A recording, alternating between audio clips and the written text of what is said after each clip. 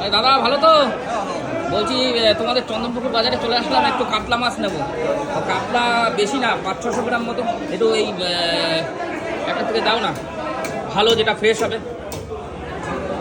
ও পিঠ না, শুধু পিঠ না, পেটি পিঠ জড়িয়ে দাও।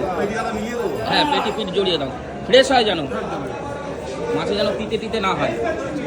ঠিক আছে, 500-600 মতো দাও। দেখুন একটুখানি কাতলা মাছ নিয়ে নিচ্ছি চন্দনপুকুর বাজার থেকে। 600, হ্যাঁ ঠিক আছে, হয়ে যাবে। পিস করে দাও, সুন্দর করে পিস করে দাও।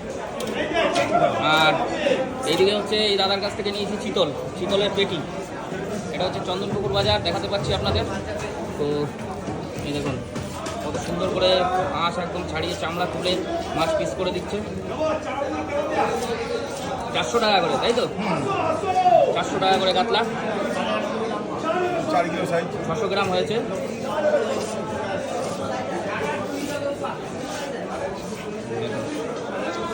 সব কাতলা আর রুই, তার কাছে একটু কাতলা আর রুই আছে।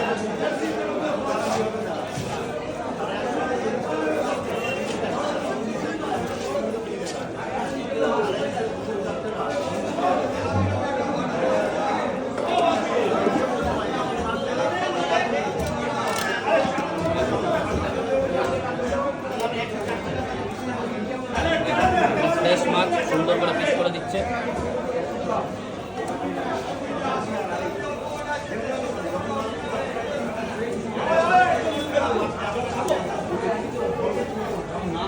হ্যাঁ ঠিক আছে।